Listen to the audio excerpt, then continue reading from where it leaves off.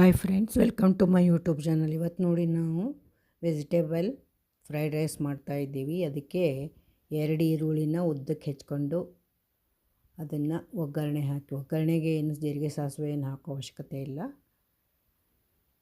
ಬರೀ 2 ಮೆಣಸಿನ್ಕಾಯಿ 2 ಈರುಳ್ಳಿ ಹಾಕಿದ್ದೀವಿ. ಅದನ್ನು ಫ್ರೈ ಮಾಡಿದ ನಂತರ 2 ಚಿಕ್ಕು ಕ್ಯಾರೆಟು ಹಾಗೂ ಒಂದು ಹಿಡಿಯಷ್ಟು ಬೀನ್ಸು ಅದನ್ನು ಸಣ್ಣಗೆ ಹೆಚ್ಚಿ ಫ್ರೈ ಮಾಡ್ತಾಯಿದ್ದೀನಿ ನೋಡಿ ವೆಜಿಟೇಬಲ್ ಫ್ರೈಗೆ. ಆಮೇಲೆ ಕ್ಯಾಪ್ಸಿಕಮ್ ಕೂಡ ಸಣ್ಣಗೆ ಇಟ್ಟಿದ್ದೀನಿ. ಹಾಗೆ ಸ್ಪ್ರಿಂಗ್ ಆನಿಯನ್ ಇರುತ್ತಲ್ಲ, ಅದು ಕೂಡ ಹೆಚ್ಚಿಟ್ಕೊಂಡಿದ್ದೀನಿ.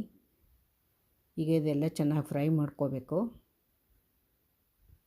ಮೊದಲು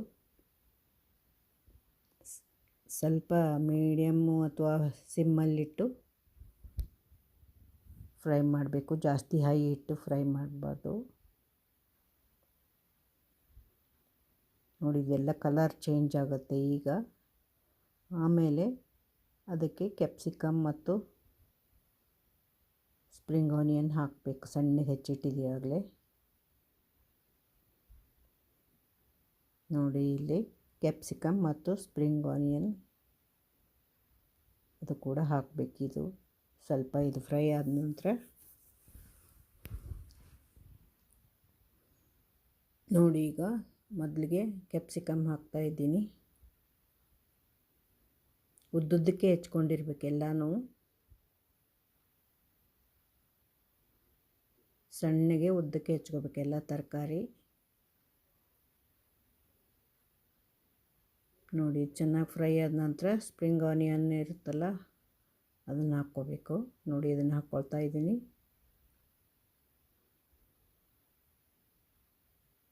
ಮಕ್ಕಳಿಗೂ ಮಾಡಿಕೊಡಿ, ಇದು ತುಂಬ ಟೇಸ್ಟಿಯಾಗಿರುತ್ತೆ ಫ್ರೈಡ್ ರೈಸ್. ಇದು ವೆಜಿಟೇಬಲ್ ಫ್ರೈಡ್ ರೈಸ್.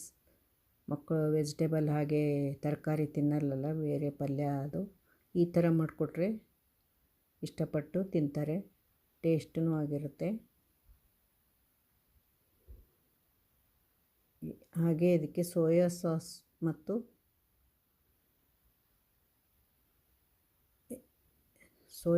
ಹಾಗೂ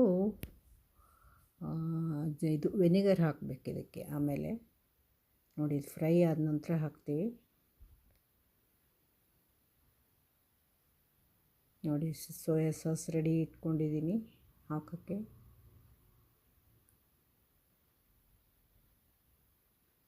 ಇದು ಕೂಡ ವೆನಿಗರ್ ರೆಡಿ ಇದೆ.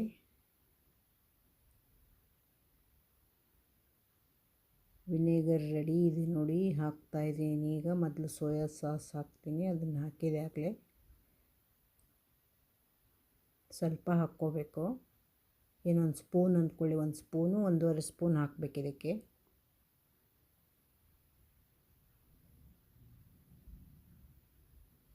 ಹಾಕಿದರೆ ತುಂಬ ಟೇಸ್ಟಿಯಾಗಿರುತ್ತೆ ಸೋಯಾ ಸಾಸ್ ಹಾಕಿ ವಿನೆಗರ್ ಹಾಕಿದರೆ. ನೋಡಿ, ಚೆನ್ನಾಗಿ ಕಲಸಿಡಬೇಕು. ಚೆನ್ನಾಗಿ ಫ್ರೈ ಆಗಿದೆ ಈಗಾಗಲೇ. ನೋಡಿ, ಈಗ ರೈಸ್ ಹಾಕ್ತೀನಿ. ರೈಸ್ ಹಾಕಿ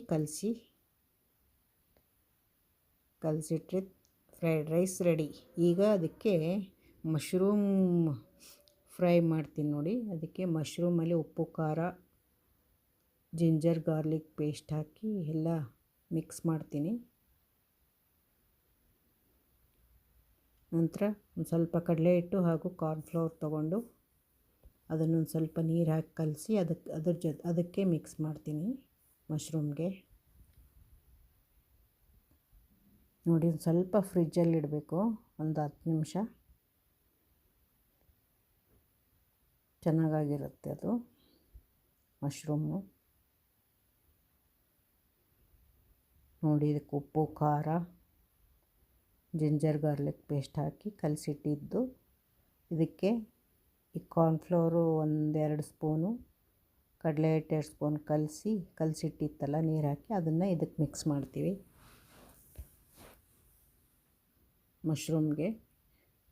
ಈಗ ಡೀಪ್ ಫ್ರೈ ಮಾಡಬೇಕು. ನೋಡಿ, ರೆಡಿ ಇದೆ.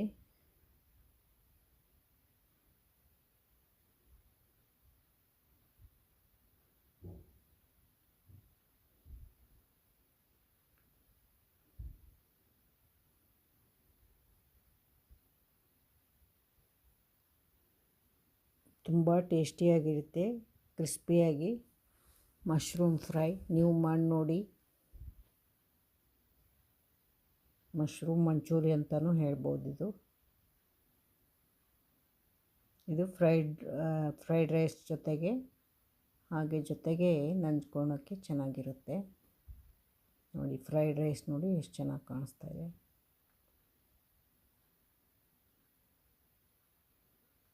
ಎಲ್ಲ ತರಕಾರಿ ಹಾಕಿ ರಿಚ್ ಫುಡ್ ಇದು.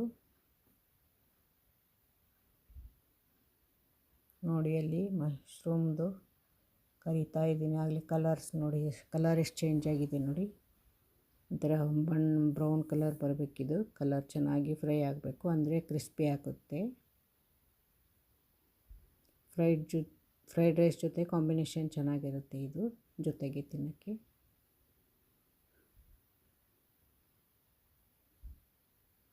ನೋಡಿ ಇದನ್ನು ಒಂದು ಟಿಶ್ಯೂ ಪೇಪರ್ ಹಾಕಿ ತಟ್ಟೆಯಲ್ಲಿ ತೆಕ್ಕೊಳ್ತಾ ಇದ್ದೀವಿ. ನೋಡಿ ಎಷ್ಟು ಚೆನ್ನಾಗಿ ಆಗಿತ್ತು, ಕ್ರಿಸ್ಪಿಯಾಗಿ, ತುಂಬ ಟೇಸ್ಟಿಯಾಗಿ ಕೂಡ ಆಗುತ್ತೆ. ನೀವು ಕೂಡ ಮಾಡಿ ನೋಡಿ.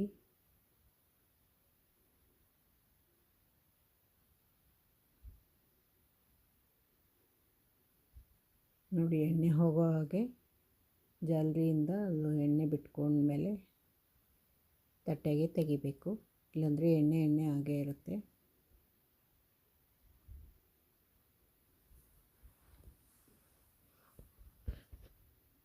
ನೋಡಿ ಚೆನ್ನಾಗಾಗಿದೆ. ಇನ್ನೊಂದು ಸಲ ಆ ಮಶ್ರೂಮ್ನ 2 ಸಲ ಮಾಡಿದರೆ ಮುಗಿದ್ಬಿಡುತ್ತೆ.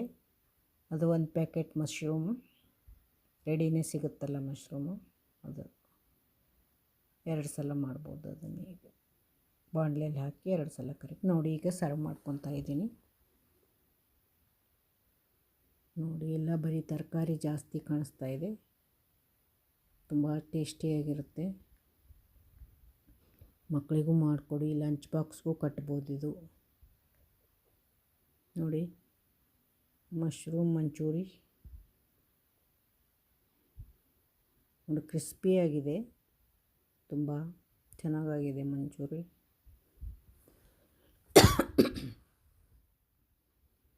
ನೋಡಿ ಫ್ರೈಡ್ ರೈಸ್ ಟೇಸ್ಟ್ ನೋಡ್ತೀನಿ, ಸೂಪರಾಗಿದೆ. Thank you very much.